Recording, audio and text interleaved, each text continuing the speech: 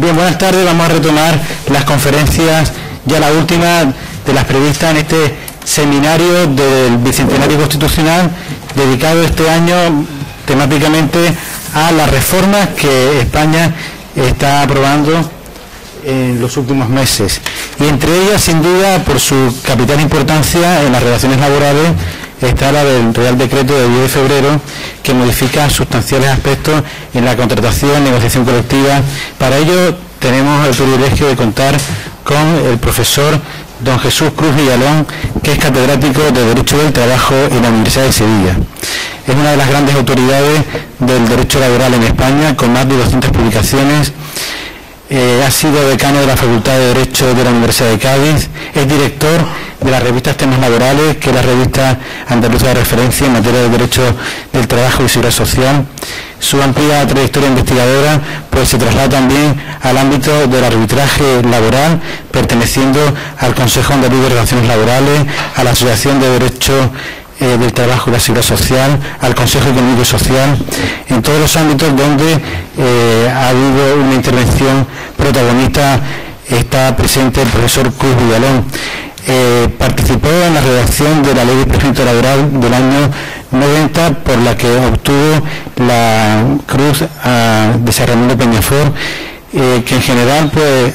atestigua lo que es su trayectoria muy reconocida en el ámbito español, europeo y iberoamericano en materia de relaciones laborales. La presentación podría durar lo que dura en la conferencia. Es una persona suficientemente conocida y prestigiosa como para que simplemente agradezcamos hoy su presencia y le cedamos la palabra. Buenas tardes ya, buenos días finales de la mañana a todos vosotros, y especialmente mi agradecimiento a José Joaquín, tanto por la invitación a estar en estos cursos de verano como por la excesiva presentación que ha hecho de mí, creo que exagerada. A veces los currículum no reflejan ni en un sentido ni en otro lo que uno ha sido a lo largo de una larga trayectoria, y en todo caso probablemente a vosotros poco os pueda interesar mi trayectoria personal, sino que este acto, aparte de que no sea muy caluroso, pues sea mínimamente llevadero y útil a los efectos de cubrir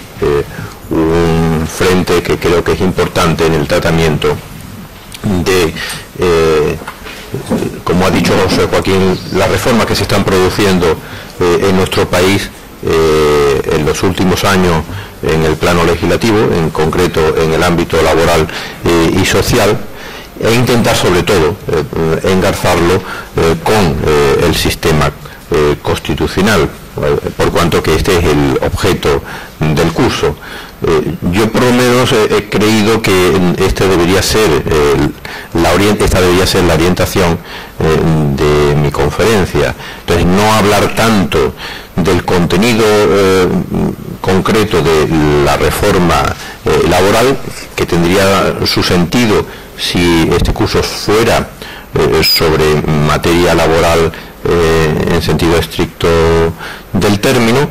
sino de hacer el puente de conexión entre lo que puede ser nuestro modelo constitucional y lo que está sucediendo recientemente entre nosotros, sin perjuicio naturalmente de que si al final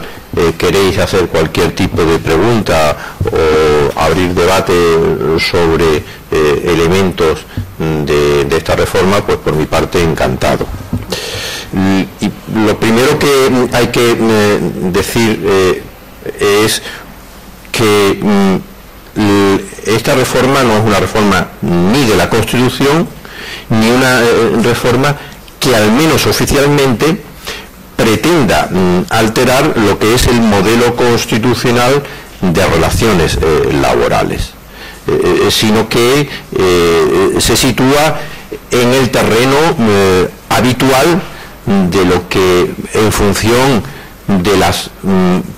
filosofías políticas de las mayorías parlamentarias existentes en cada momento, considere que debe ser la orientación de intervención del poder público sobre las relaciones laborales en un sentido o en otro. Es decir, precisamente un modelo constitucional democrático se caracteriza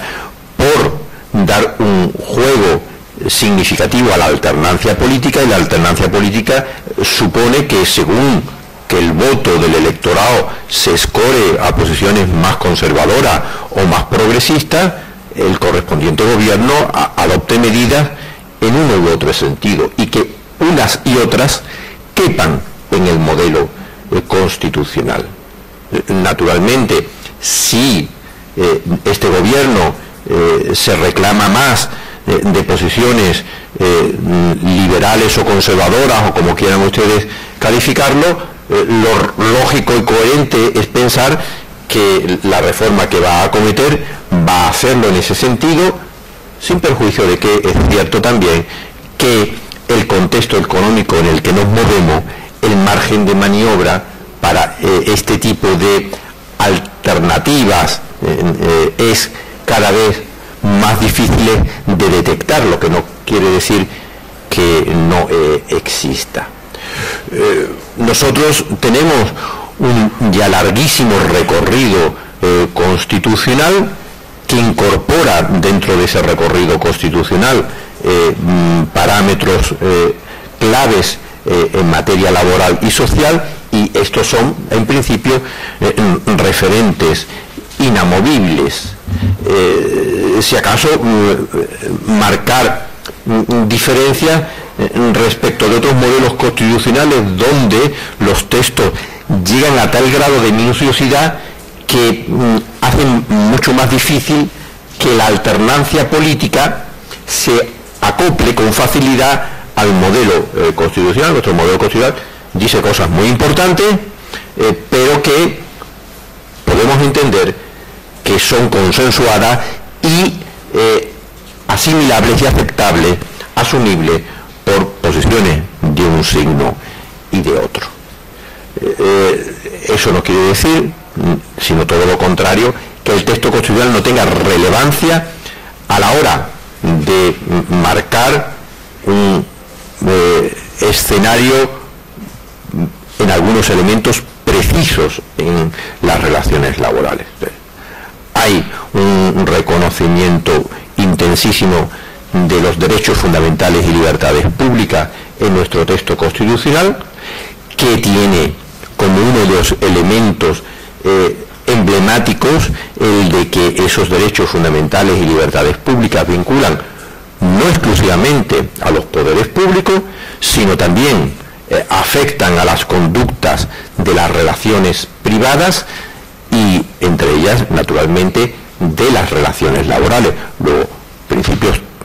tan emblemáticos como pueden ser el de la tutela antidiscriminatoria afecta a las facultades que tenga un empleador en sus relaciones con los trabajadores, como también el empleador debe respetar la libertad sindical, el derecho de huelga, el derecho de negociación colectiva, etcétera, etcétera. Por consiguiente, el desarrollo legislativo tiene unas fronteras que debe respetar, y en lo esencial, transcurrido ya más de 3 décadas de vigencia de nuestro texto constitucional, el programa de desarrollo legislativo se ha prácticamente cumplido. Es decir, tenemos una ley orgánica de libertad sindical que desarrolla el derecho fundamental de libertad sindical de nuestro texto constitucional. Tenemos un estatuto de trabajadores que desarrolla las líneas básicas establecidas en el artículo 35 de la Constitución española, una regulación dentro de este estatuto de trabajadores del derecho a la negociación colectiva, y como estos ejemplos, muchas otras instituciones que son centrales hoy en día en cualquier sistema de relaciones laborales. Si desde este punto de vista existe alguna carencia, esta se sitúa en la regulación del derecho de huelga. No tenemos una ley de huelga en nuestro país aprobada con posterioridad a la entrada en vigor de la Constitución, cuando la Constitución, a través de su artículo 28, mandata para que una ley orgánica regule el ejercicio del derecho de huelga. Quizás este es el principal agujero negro en el desarrollo de nuestro modelo constitucional en estos momentos, que después se va bandeando por un lado o por otro. Tenemos un juego de reparto competencial entre el Estado y las comunidades autónomas que responde igualmente al modelo constitucional, en cuanto que la potestad legislativa, eso es, la de la aprobación de normas que regulen el mercado de trabajo, en exclusiva corresponde al Estado, si bien complementariamente la actividad ejecutiva de la intervención de la administración pública, no aprobando normas, pero sí ejerciendo labor de policía, de orden público, de servicio público, etcétera, etcétera, se asigna a las comunidades autónomas y por tanto se transfiere a las comunidades autónomas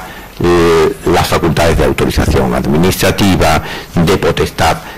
sancionadora, de servicio público, etcétera, etcétera, que se desenvuelven en el ámbito de las relaciones laborales. Tenemos, después de 3 décadas, un aparato jurisprudencial también de notable relevancia, que ha ido interpretando y aplicando la legislación laboral conforme a los presupuestos del texto constitucional. Y en esta materia es especialmente digna de mención la jurisprudencia elaborada por nuestro Tribunal Constitucional, trasladando todo el conjunto de derechos fundamentales y libertades públicas al ámbito de las relaciones laborales. Desde asuntos muy tradicionales, como puede ser la garantía de ausencia de discriminación en las condiciones de trabajo entre hombres y mujeres, hasta, por citar un último ejemplo que puede ser ilustrativo, el uso de sistemas de vigilancia o de control informático del trabajo de un empleado que pueda comportar algún tipo de invasión del derecho a la intimidad personal de los trabajadores en el ámbito de las relaciones laborales. Eso sí, no es un modelo acabado, ni es un modelo plenamente pacífico, sino que tiene también sus elementos de discusión, de fuerte debate, e incluso intentaré desembocar en esto. La última de las reformas laborales ha sido objeto de una muy importante controversia acerca de su adecuación o no al modelo constitucional establecido en nuestro texto de 1978. No dejan de existir problemas, por cuanto que algunos provienen de una cultura muy asentada entre nosotros en el pasado y que no logra romper determinadas prácticas o determinados vicios tradicionales entre nosotros que no se corresponden exactamente con el modelo constitucional. Y de otra parte, también hay que indicar que ese fuerte asentamiento del modelo constitucional también ha producido o está produciendo un cierto relax en el pulso democrático de las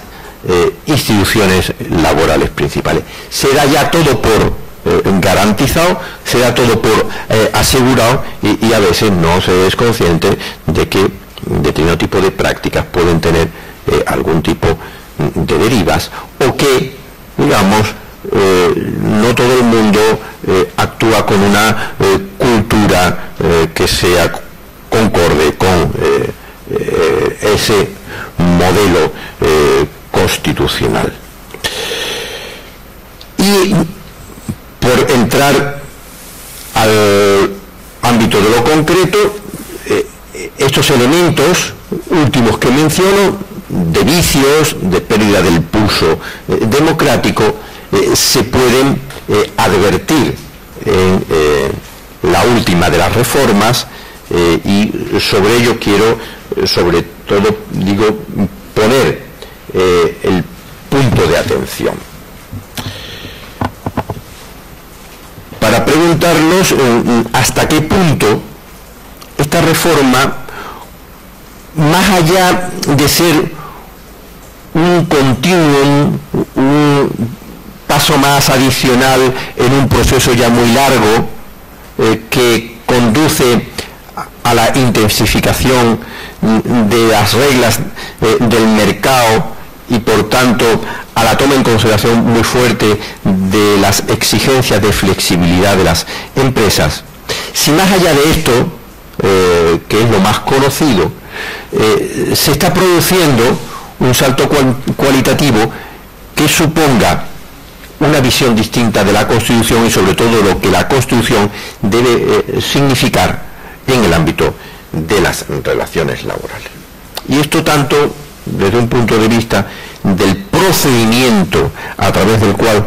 se elabora la reforma laboral, como también desde el punto de vista de sus contenidos o de la filosofía general que preside los contenidos de esta reforma. Desde el punto primero de vista del proceso, que es lo que más llama la atención. Esta reforma se ha efectuado con la ausencia total de procedimiento de concertación social, que es una de las señas de identidad manifiestamente unánime en todas las reformas precedentes que hemos tenido en materia laboral, que han sido muchas y tan intensa alguna de ellas como la última de 2012. Entonces, no ha habido una interlocución fluida, ni siquiera a seca, interlocución entre el gobierno y las organizaciones sindicales y empresariales. Una aclaración previa respecto de lo que quiero decir. Un proceso de concertación social no exige necesariamente desembocar en una reforma pactada, acordada entre las partes, porque ese proceso de concertación social puede desarrollarse en un escenario en el que las posiciones de las partes sean distantes y que al final quien tiene la legitimidad para aprobar las leyes son el Parlamento, y el Parlamento a iniciativa de la propuesta que le eleve a el gobierno, y por tanto la reforma laboral puede ser unilateral,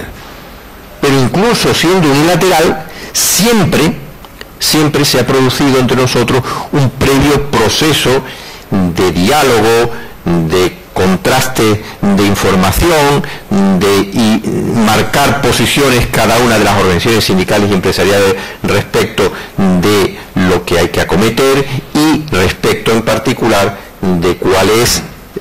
la intención reformadora del gobierno. En esta ocasión el gobierno ha escorado por completo el contacto con las organizaciones sindicales y empresariales. El decreto se aprobó a través de un decreto ley, la reforma se aprobó a través de un decreto ley en febrero de este año, sin que previamente hubiera habido estas muy tradicionales reuniones de discusión entre gobierno y organizaciones sindicales, gobierno y organizaciones empresariales, o gobierno conjuntamente con organizaciones sindicales y empresariales. No se celebró ni una sola reunión, que es un fenómeno totalmente excepcional entre nosotros. En otras ocasiones, insisto, esas reuniones se producían con mucha intensidad y en muchas ocasiones desembocaban en el desacuerdo y al final el gobierno aprobaba la reforma por decisión unilateral, pero había habido ese marcar posiciones, ese saber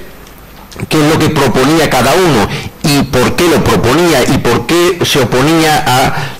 las contrapropuestas de las partes. Nada de esto ha existido y no es casual. Ni siquiera se puede decir que esto sea una exigencia ineludible derivada de que la reforma se haya aprobado a través de decreto ley, porque también han existido reformas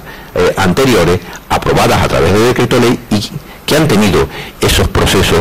de concertación previa, en unos casos con acuerdo y en otros casos sin acuerdo. Pero el decreto ley, por propia esencia, no es contrario a que se produzca la concertación social. Incluso, previamente a la aprobación del decreto ley, se desarrolla una negociación esta bilateral, que no es propiamente concertación social, porque se desarrolla sin intervención del poder público, exclusivamente entre las organizaciones sindicales y empresariales, para ver, dentro de lo que son sus competencias, qué tipo de medidas se podían adoptar, particularmente en el ámbito de la negociación colectiva. Y las organizaciones sindicales y empresariales alcanzan un acuerdo que a mi juicio es de enorme relevancia a finales de enero de 2012, el acuerdo para el empleo y la negociación colectiva,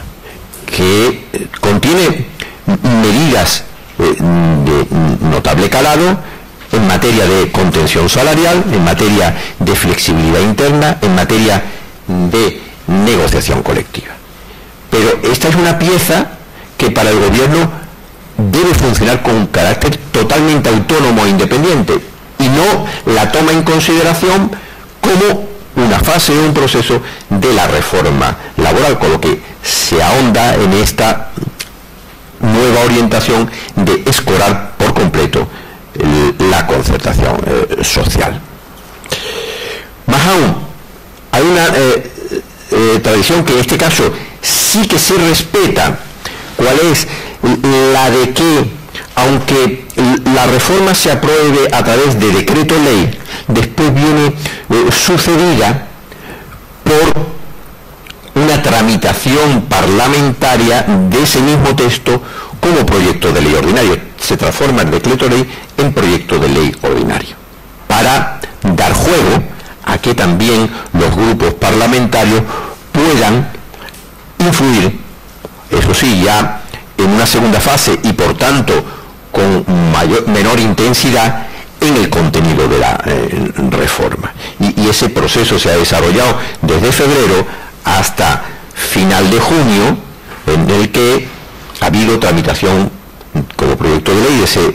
decreto, primero en el Congreso, después en el Senado,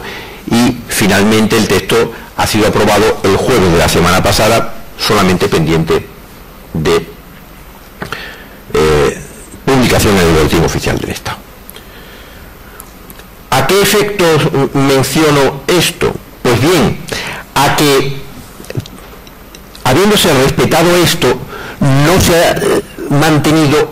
otro elemento de tradición entre nosotros, cuál es el de que en esta segunda fase de discusión política de la reforma laboral, la sede no ha sido en el pasado exclusivamente parlamentaria, el protagonismo no ha sido tan solo de los grupos políticos, sino que en paralelo se ha desplegado también una segunda fase de concertación social, y el gobierno ha mantenido, o el grupo parlamentario mayoritario en el Congreso ha mantenido reuniones con las organizaciones sindicales y empresariales a efectos de ver qué posibles enmiendas se podrían presentar con el aval de los interlocutores sociales en esa segunda fase, que reforzara la legitimidad de la reforma. Incluso cuando ha habido desacuerdo en la fase primera de concertación social y se ha aprobado por decreto ley unilateral las reformas laborales precedentes, en esa segunda fase se mantenían los contactos con las organizaciones sindicales y empresariales a ver si, cuando menos, había alguna expectativa de algún tipo de convergencia. Pues bien, en esta ocasión, tampoco el gobierno y tampoco el grupo mayoritario en el Parlamento ha hecho el más mínimo conato de desarrollar procesos de concertación social en esta segunda fase. Ha entendido que esa segunda fase era de protagonismo exclusivo del Parlamento. Y por último, otra pieza importante que suele ser relevante en el engranaje de todos estos procesos de reforma, hay que tener presente que las reformas laborales después se tienen que llevar a la práctica en cada una de las empresas, y que a esos efectos suele ser muy importante la intermediación que adopte de implementación o de resistencia a la implementación la negociación colectiva. En manos de la negociación colectiva queda mucho de la efectividad de una reforma y, sobre todo, de las consecuencias prácticas que tenga una reforma. Por ello, también ha sido bastante extendido en el pasado que las reformas laborales han establecido un diálogo también enriquecedor entre la reforma que está en la ley y lo que sucesivamente deben asumir como responsabilidad los convenios colectivos en el desarrollo o en la implementación de esta reforma. Pues bien, también desde este aspecto último se advierte una notable pobreza en la reforma, en el sentido de que son escasísimas, por no decir prácticamente nulas, las llamadas a la negociación colectiva para que colabore en la puesta en práctica de esta reforma laboral, como pensando que el papel de la negociación colectiva no es coadyuvante a la hora de dar eficiencia al contenido de esta reforma laboral. Y todo este elemento de pérdida de pulso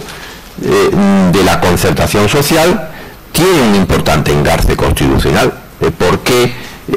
hay que recordar que el texto constitucional atribuye un protagonismo decisivo a las organizaciones sindicales y empresariales, empezando por el artículo 7 de la Constitución, que los menciona inmediatamente a continuación de los partidos políticos, y sin mencionar a ninguna otra organización social, el texto constitucional en ese título preliminar, que no sean los partidos políticos, las organizaciones sindicales y las organizaciones empresariales. Y se ha interpretado de forma pacífica por todo que los procesos de concertación social tienen un importantísimo engarce con el mandato constitucional que se contiene en el artículo 7 de la Constitución. ¿Cuál sería la explicación de esto? De un lado, opciones claramente políticas, pero que tienen impacto sobre el modelo constitucional. De otra parte, la forma de presentación política que se pretende efectuar de esta reforma, y especialmente, a mi juicio, la conexión que tienen estas reformas con la muy importante intervención que en las mismas está asumiendo la Unión Europea. Lo que se denomina la gobernanza de la Unión Europea está también alterando las reglas del juego de los procedimientos de adopción de decisiones políticas en los correspondientes ámbitos nacionales. Lo tenemos cotidianamente en los periódicos, como las instituciones de la Unión Europea marcan pautas y pautas decisivas de intervención sobre las reformas que se pueden hacer, particularmente de las reformas que se están acometiendo en lo que se denominan los países periféricos de la Unión Europea, que son los que están soportando con mucha mayor dificultad los embates de esta crisis económica. Naturalmente, esto no podía ser de otro modo en el escenario que estamos viviendo de una crisis que no tiene parangón con las precedentes, no por intensidad, sino por las claves institucionales en las que se desarrolla. decirlo en lo concreto, es la primera crisis que vivimos con el euro plenamente instaurado y con una economía intensamente globalizada. Y esto marca una forma de reaccionar completamente distinto frente a la crisis económica y a las técnicas a través de las cuales se interviene en estas reformas. Por decirlo en lo que afecta más a lo laboral. En el pasado, las crisis que había sufrido nuestro país cuando teníamos la peseta se resolvían con un facilísimo expediente, cual era el de la devaluación de la moneda. Esto no se puede hacer por primera vez con este nuevo escenario del euro. Ni tenemos peseta que devaluar, ni el euro se puede devaluar. Pero la crisis económica muestra una importantísima pérdida de competitividad general de la economía europea y singular de las economías de los países periféricos. Y una de las opciones políticas marcadas es hacer frente a esta pérdida de competitividad sin tener el instrumento de la devaluación de la moneda y con la presión sobre la deuda pública no es otro que actuar sobre los salarios. Entonces tiene que acometerse, para quienes tienen esta perspectiva de recuperar competitividad sobre la base de un instrumento asimilado a la devaluación de la moneda, de actuar en el ámbito de la reducción salarial. Y eso requiere una reforma legislativa.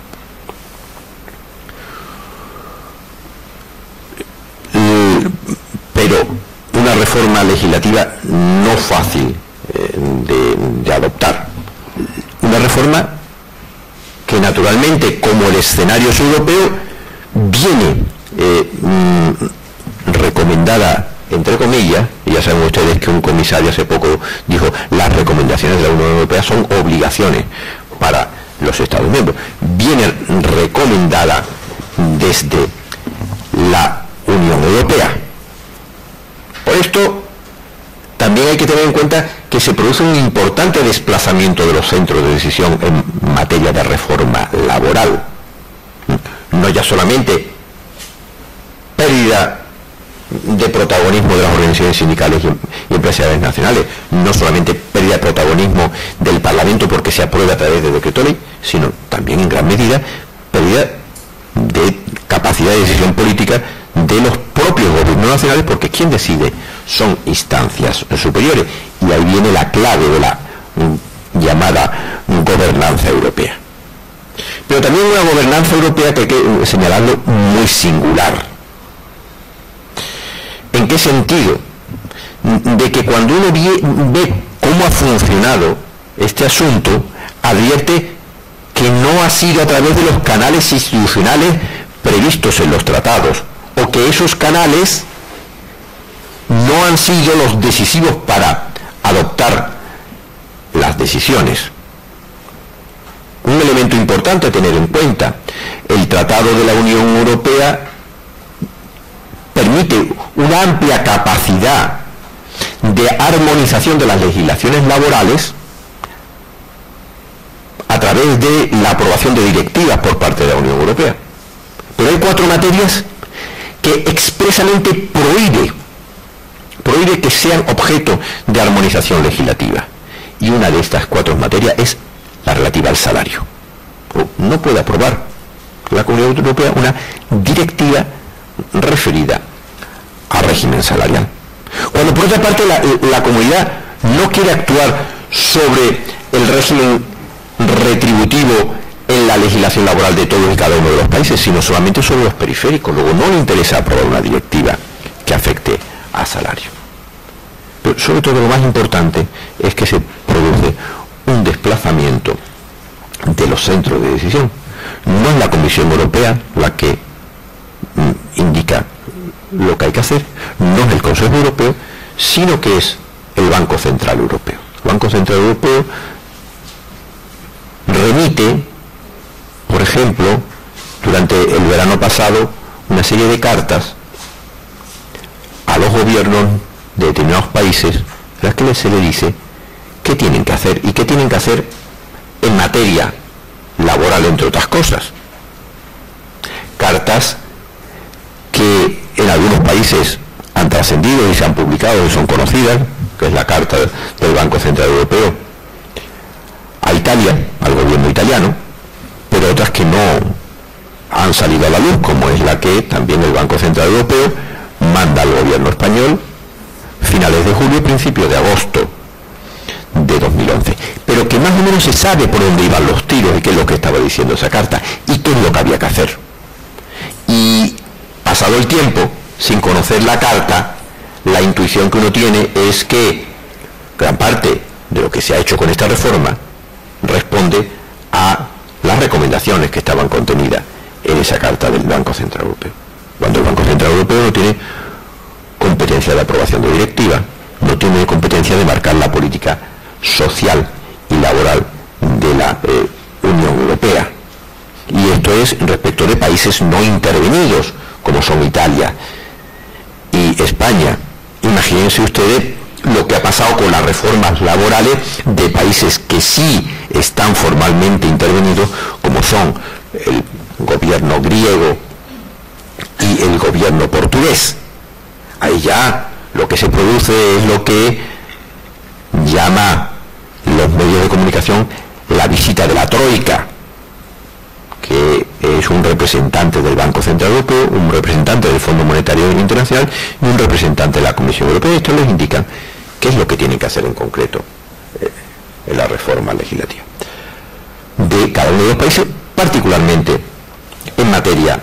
laboral. ¿Qué impacto tiene esto? Naturalmente un impacto de que hay pérdida de transparencia en los procesos de adopción de decisiones políticas en materia laboral, y que no son estrictamente las instituciones legitimadas democráticamente para diseñar las correspondientes políticas quienes las elaboran. Y del mismo modo, si se pierde pulso en la concertación social nacional, también se pierde pulso en la concertación europea, porque también había una larga tradición de intervención de las organizaciones sindicales y empresariales. Eso sí, las organizaciones sindicales y empresariales no son un lobby, y por tanto su capacidad de influencia lo son en la medida en que funcionen los canales institucionales, funcionen las propuestas que elabora la Comisión, que informa el Comité Económico y Social Europeo, que interviene el Parlamento, y que las organizaciones sindicales y empresariales se relacionan sucesivamente con la Comisión Europea, con el Comité Económico y Social y con el Parlamento. Cuando las decisiones discurren por otra vía, quien influyen son los lobbies, pero no influyen las organizaciones sindicales y empresariales, que no son una estructura típica de lobby en el sentido americano del término. Entrando en esta reforma, más allá del procedimiento, vayamos al contenido o a la filosofía del contenido. ¿Rompe también o no esta reforma algún tipo de premisa constitucional? Bueno, pues habrá que estar al paso del tiempo para dar una respuesta certera, pero hay algunos indicios que nos pueden estar dando alguna pista. ¿Cuáles pueden ser estos? Primero, aunque no tenga un valor jurídico determinante, sí es bastante orientativo el contenido de las exposiciones de motivo, los preámbulos de las leyes. ¿Qué es lo que dice el preámbulo de la Ley de Reforma Laboral a estos efectos? Cuenta, como es habitual, cuál es el diagnóstico que hace el gobierno de la situación, qué tipo de medidas cree que hay que acometer, cuáles acomete, pero sobre todo me detengo en lo que es el objeto hoy de mi intervención.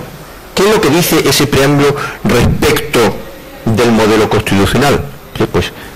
para mí lo más sorprendente es que prácticamente no se menciona ni un solo mandato constitucional.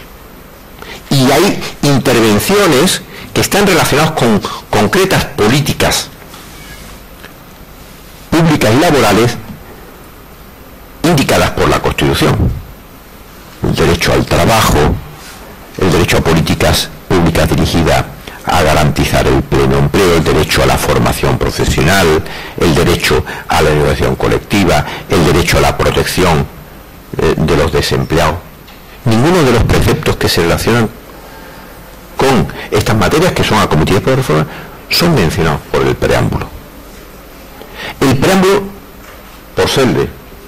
más exacto, solamente menciona 2 artículos de la Constitución. Uno que no es de carácter laboral, que es el artículo 86, para justificar que esta reforma se acometa a través de un decreto ley y no sea oportuno, por razones de urgencia, una tramitación como proyecto de ley ordinaria. Y el segundo artículo que menciona es el artículo 38 de la Constitución, aquel que encomienda a los poderes públicos garantizar la productividad de la economía. Solamente con decirles a ustedes el artículo en el que pone el foco de atención el legislador, marca un punto de apoyo fuerte en un solo puntal de lo que es el diseño general de las políticas económicas de la Constitución, solamente el que se refiere a la productividad. Que no quiero decir con ello que no deba ser tomado en consideración, pero que lo llamativo es que sea este aisladamente el único que se menciona, y además en relación con una reforma de la legislación laboral que tiene preceptos muy relevantes en el texto constitucional respecto del concreto modelo laboral. Ya les digo, no se menciona el derecho a la negociación colectiva, a pesar de que la reforma incorpora reformas profundas de la negociación colectiva, y la reforma más importante que acomete la justifica en base al artículo 38, sin mencionar en absoluto el artículo relativo a la negociación colectiva. No se menciona el derecho al trabajo, a la libre elección de profesión o oficio y todos los otros que he citado anteriormente. Eso puede a su vez tener repercusión sobre medidas concretas. ¿Y hasta qué punto esas medidas concretas puedan ser conciliables o no con específicos mandatos constitucionales? Precisamente esta reforma ha abierto un importante debate con posiciones bastante señaladas, poniendo en cuestión que determinadas medidas de las que se cometen sean compatibles con la Constitución, lo cual tarde o temprano va a provocar que nuestro Tribunal Constitucional tenga que pronunciarse y decir si efectivamente quienes están efectuando imputaciones de inconstitucionalidad de esta reforma llevan o no llevan razón. Ya hay elementos que abren ese procedimiento de un pronunciamiento por parte del Tribunal Constitucional, que puede tardar un tiempo, pero que con seguridad se va a tener que producir. ¿Por qué vías? Primera, la Generalidad de Cataluña, la Comunidad Autónoma Catalana, pidió un dictamen al Consejo Consultivo de Garantías Estatutarias acerca de la constitucionalidad de la reforma laboral. El Consejo Consultivo emite a la altura de abril el dictamen 5 de 2012,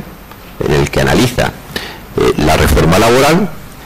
y a acaba concluyendo que a su juicio hay del orden de 4 o 5 puntos de esta reforma que a juicio del Consejo Consultivo son inconstitucionales, y eso por tanto abre la expectativa de que la comunidad autónoma catalana interponga un recurso de inconstitucionalidad frente a la reforma laboral por los motivos identificados en ese dictamen del Consejo Consultivo. Segundo lugar, algún magistrado de trabajo en un asunto concreto, particularmente frente a un despido disciplinario de 3 trabajadores, entiende que la aplicación de la reforma pudiera incurrir en inconstitucionalidad, y a tenor de ello ha planteado ya, y esto ya está en sede del Tribunal Constitucional, una cuestión de inconstitucionalidad acerca de la reforma laboral. Ya saben ustedes que los jueces y tribunales ordinarios no pueden decidir la inconstitucionalidad de una norma, pero si estiman que la sentencia que tienen que dictar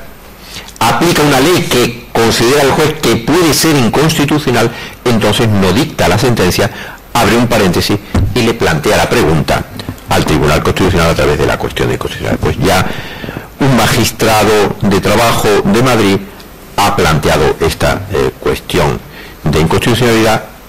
no del conjunto de la reforma laboral, sino de las medidas específicas que se contienen en relación con los despidos disciplinarios. Tercer lugar, este sí, mecanismo bloqueado. Las organizaciones sindicales elaboraron un muy extenso documento identificando lo que a sus juicios eran posibles inconstitucionalidades de la reforma, y ese documento se lo presentaron al Defensor del Pueblo, porque saben ustedes que en nuestro sistema el Defensor del Pueblo también tiene la facultad de interponer un recurso de inconstitucionalidad.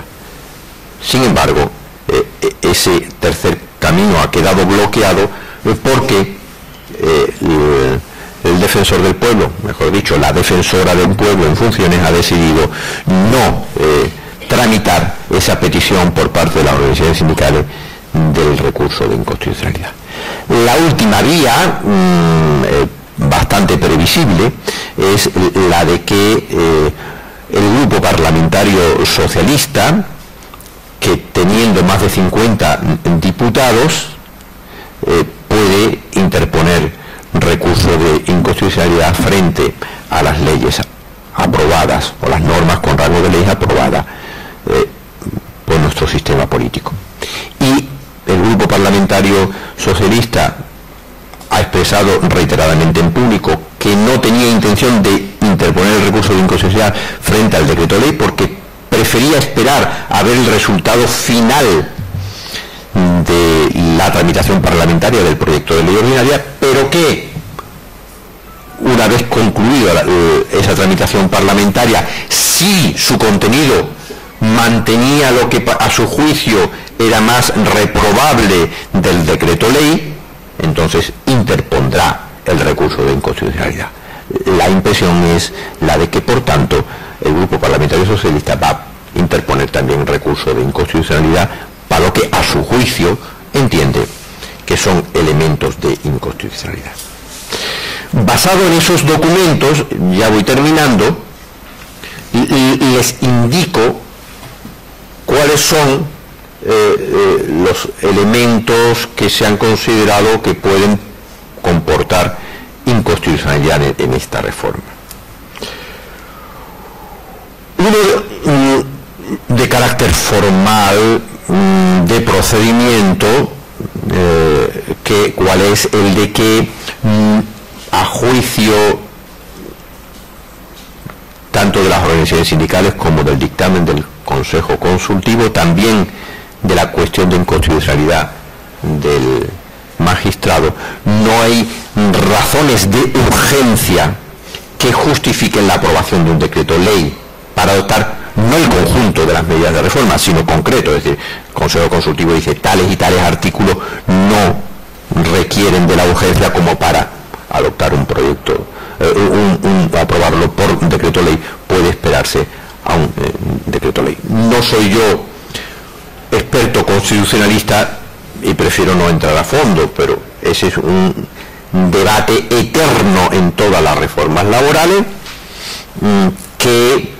se ha zanjado en determinadas ocasiones con sentencias indicando que la mayoría de la reforma estaba justificada la urgencia en base al escenario económico al que respondía, pero que otras concretas medidas no lo estaban. Eso sí,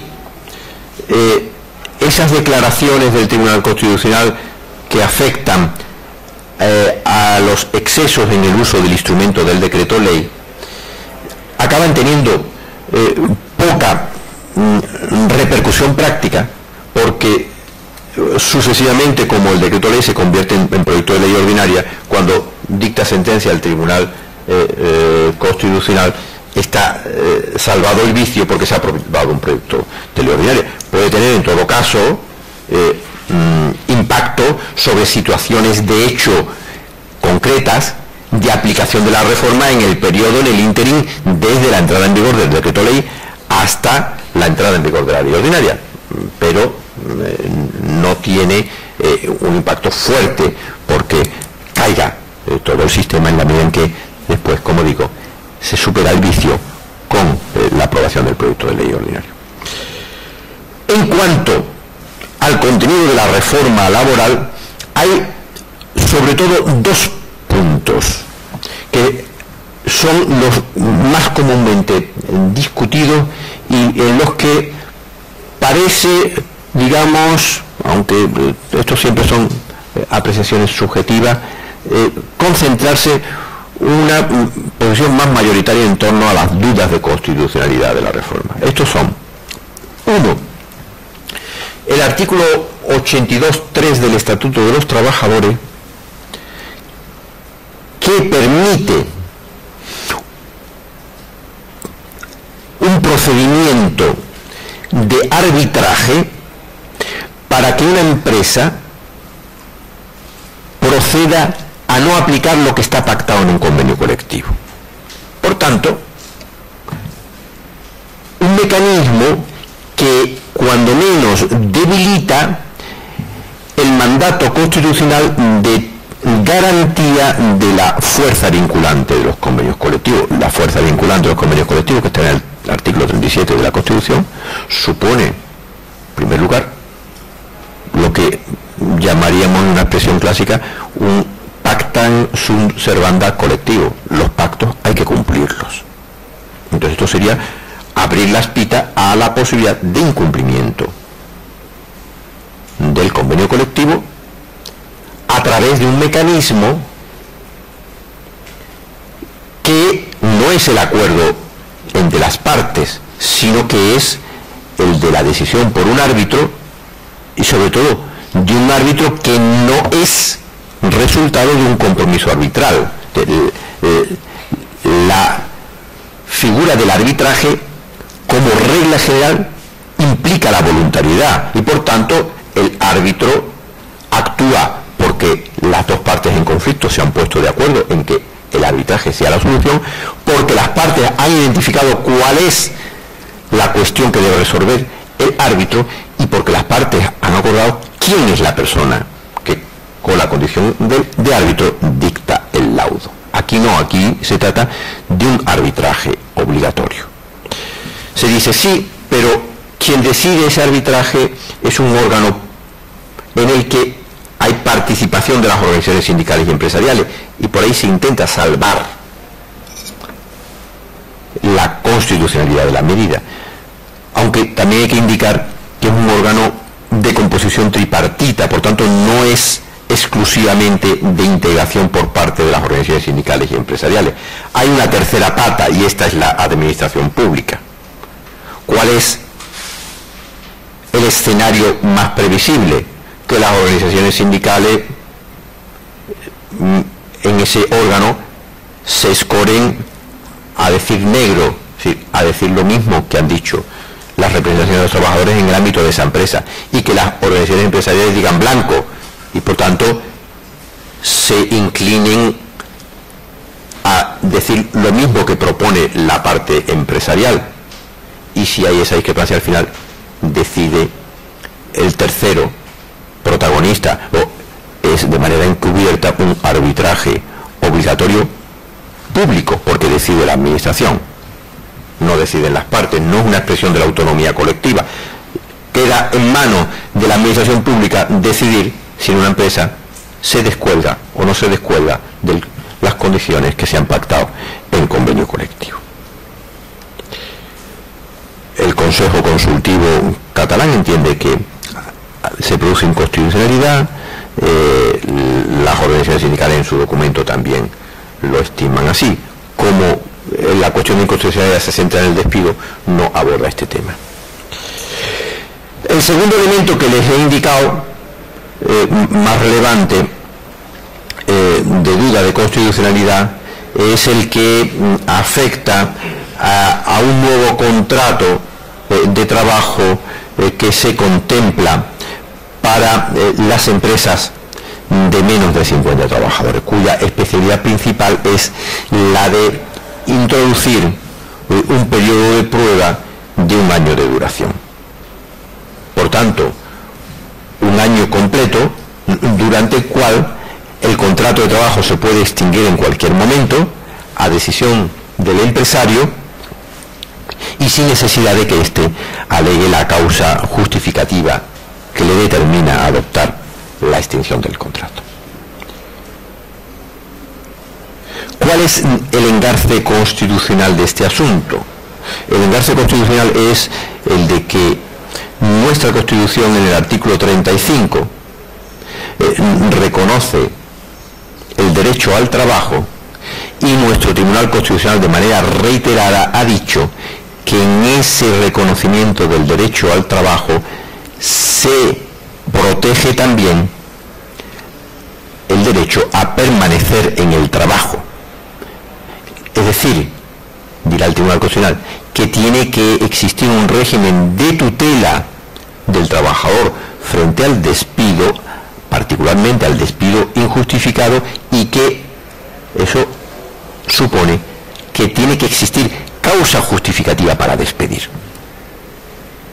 Mientras que durante todo este año de vigencia del periodo de prueba en estos contratos no se exige legalmente causa justificativa para extinguir el contrato. Es cierto que el periodo de prueba es una institución de larguísima tradición entre nosotros y por tanto es una excepción a la regla general de la causalidad del despido. ¿Dónde se sitúa entonces la discusión? En que si es una excepción, si aquí hay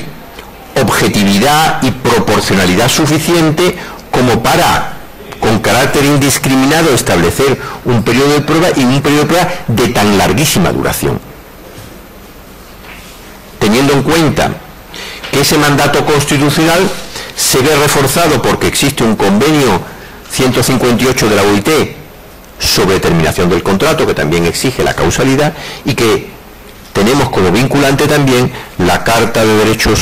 Fundamentales de la Unión Europea, cuyo artículo 30 también exige la causalidad del despido. Por tanto, ¿cómo se justifica esta tan larga duración de la excepción a la no causalidad del despido, referida de manera indiferenciada para cualquier tipo de trabajador, cuando lo habitual es, decimos, en función de la cualificación profesional del trabajador, de la mayor o menor dificultad de su trabajo,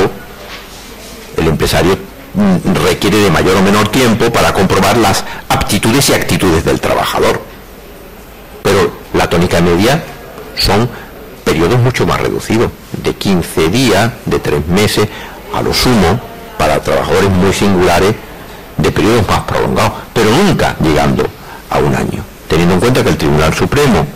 ha dicho en alguna ocasión que periodos de 1 año son desproporcionados para el periodo de prueba, y teniendo en cuenta que un modelo de este tipo ha existido en Francia contrato de nueva ocupación que se eliminó precisamente porque el Tribunal Supremo francés declaró que esa fórmula era contraria al convenio 158 de la OIT. Todos los elementos convergen en una importante discusión acerca de la adecuación constitucional de esta medida. Hay otros muchos elementos que están presentes en esos documentos, pero que como el tiempo se me agota, no me da ocasión de detallárselo a ustedes, pero sí decirles que para algunos hay problemas de afectación en otros contenidos al derecho a la tutela judicial efectiva del 24, a la no discriminación del artículo 14, a la irretroactividad de normas del artículo 9, a la seguridad jurídica también del artículo 9, al reparto competencial entre Estado y comunidades autónomas, porque determinadas competencias ejecutivas las asume el Estado y no la comunidad autónoma. Son temas en los que estamos en un segundo nivel en el que resulta, a mi juicio, mucho más débil la argumentación de inconstitucionalidad de esta reforma, y por eso he preferido centrarme en los dos primeros, que son los que han concentrado el debate durante todo este tiempo. Pues nada más por mi parte, agradecerles mucho la atención y quedar a su disposición si quieren preguntar cualquier cosa.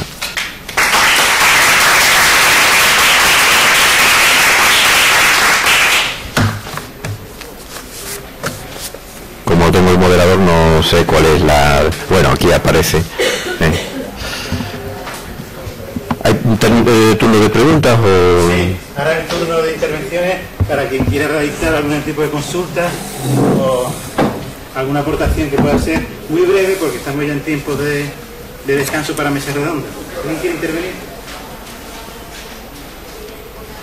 Este tipo de reformas, digamos, podrían ser puntuales para una situación como la que estamos viviendo, o este tipo de reformas por otras experiencias de vida ya se quedan establecidas per secula seculorum. La pregunta es muy oportuna, porque saben ustedes que estamos en una vorágine de medidas conectadas con la situación de crisis económica que estamos viviendo, y particularmente si uno lee el preámbulo de la ley, empieza diciendo: mire usted, estamos en una situación excepcional, de una crisis económica profunda, de un proceso intensísimo de destrucción de empleo, y por tanto hay que adoptar medidas. Pero entre medio, entre eso primero de estamos en una situación excepcional y lo segundo, hay que adoptar medidas, se da una cosa importante entre medio. Esta situación excepcional responde, a juicio del legislador, a que el modelo laboral español no atiende a la nueva economía que tenemos, y por tanto dice, esta reforma está para quedarse. No es una reforma que por responder a la situación de crisis sea de carácter coyuntural. Las medidas se plantean como estructurales, para quedarse. Claro, la vida política da muchas vueltas, y lo que se plantea en una ocasión como prolongado en el tiempo acaba siendo coyuntural, y a la inversa, medidas que se contemplan como coyunturales acaban consolidando. ¿Qué de esta reforma va a consolidar y qué va a permanecer? Hay que esperar a que pase el tiempo. La voluntad del legislador es pervivencia en el tiempo. Lo único que dice tras la tramitación parlamentaria que es coyuntural es este contrato para empresas de menos de 50 trabajadores con el periodo de prueba de un año, que dice esto es mientras que se mantengan tasas de temporalidad que superen el 15%. Pero bueno, estamos con tasas del 25% a ver cuándo llegamos al 15%. A lo mejor ustedes lo ven, yo a lo mejor no lo voy a ver ya por razones de edad, y en todo caso, y cuando llegue al 15%, ¿qué va a pasar? o a lo mejor en el camino se queda porque el Tribunal Constitucional dice que esto no vale y es inconstitucional. Pero en el resto, las medidas se plantean como estructurales y por tanto permanentes para quedarse entre nosotros, se dice en algún momento. Tengo una pregunta. Se habla de la reforma del Real Decreto Ley 3/2012 como un instrumento para creación de empleo y para que la competitividad española se supere. Con el marco laboral que ha sido ahora modificado este año, estos primeros meses, por ejemplo, Inditex o Mercadona o la Autoridad Portuaria de Bahía de Algeciras es cuando está creciendo más, creando más empleo con datos de la reforma, antes de la reforma laboral. Y son empresas que tienen la diferencia de que se han externalizado en parte del proceso productivo. Mercadona, por ejemplo, antes de la reforma laboral es cuando más ha creado empleo fijo además, mejor remunerado que la media del sector. La Autoridad Portuaria de la Bahía de Algeciras en los 3 primeros meses del año ha crecido más que nunca. Inditex, bueno, los beneficios. ¿Está la solución en la reforma laboral? Cuando parece que hay empresas que, por cambiar sus procesos productivos, aplicando además un convenio colectivo muy tuitivos, muy tuteladores de los derechos a nivel salarial, vacaciones, formación, pues en cambio vemos que la posibilidad de empresas que están anunciando que aplicando la reforma no por eso crean más trabajo, sino todo lo contrario. ¿Está el derecho laboral la solución a la situación actual de competitividad? Bueno, yo creo que en lo que hay criterio hoy en día unánime, incluso por los acérrimos defensores de esta reforma laboral, es que cuando menos en el corto plazo el Boletín Oficial del Estado no crea empleo. Por tanto, la reforma legislativa no crean empleo, particularmente en estos momentos. Simplemente porque el problema que nosotros tenemos es que las empresas no tienen capacidad de vender sus productos o de prestar servicios. No hay oferta de consumo en el mercado. Entonces, las empresas, ¿para qué van a contratar un trabajador si lo van a tener mano sobre mano en su mesa? No los necesitan. Aunque, por llegar a la exageración, le diga usted que ese trabajador se lo va a dar prácticamente a precio de saldo sin tener ni siquiera que pagar el salario mínimo interprofesional, pues no lo va a contratar porque es que no lo necesita. Quien crea empleo es la dinámica económica que produzca crecimiento económico. Y ahí, por tanto, está la clave. Son medidas externas al mercado de trabajo las que pueden dinamizar nuestro empleo. Incluso esto que se dice que si usted tiene una formación brillantísima tiene empleo. Bueno, claro, tiene empleo, pero si se va fuera de España, que es lo que está ocurriendo con las personas mejor formadas en nuestro país. O sea, ni siquiera esto es cierto al 100%. Lo que también es verdad es que la legislación laboral sí es un elemento importante coadyuvante de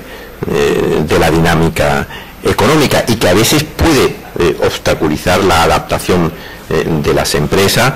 a las necesidades del mercado, y que particularmente nuestra economía tiene un importante déficit de competitividad y que por desgracia España se sitúa en la globalización económica en una franja intermedia muy complicada, porque nosotros tenemos que competir con países emergentes en desarrollo, tenemos que competir con el tomate que viene de Marruecos y tenemos que competir con los productos de alta tecnología que se elaboran en Alemania. Y con unos tenemos que competir en base a precios, y los precios al final son sueldos, y los salarios tienen que contenerse porque si no, no hay competitividad. Y ahí sí que puede influir la legislación laboral. Pero, hablando en plata sobre esta reforma, es que eso ya estaba en el acuerdo para el empleo y la negociación colectiva, al que me he referido, que se firma y comprometen las partes en enero. Ahí había un compromiso de congelación salarial. Hubiera bastado con seguir una dinámica de concertación social que diera efectividad y garantía de que ese compromiso se llevaba a la práctica en los convenios colectivos. Si la reforma hubiera acompañado y hubiera reforzado ese acuerdo, hubiera producido efectos similares a los buscados, y de manera mucho más consensuada, ¿no? Que aquí se ha entrado con fórmulas que puede que no sean efectivas y además rompiendo el consenso necesario. Muchas gracias. Pues agradecemos la conferencia brillante del profesor Cruz Villalón, y con 5 o 10 minutos no más de descanso, porque vamos con un poco de tiempo apretado, terminamos el seminario con la mesa redonda de la Asociación de Parlamentarios, cuyo presidente y 2 miembros de 3 partidos de la transición, PSOE, UCD e Izquierda Unida, estarán con nosotros para hacer un balance desde su experiencia parlamentaria de la situación actual.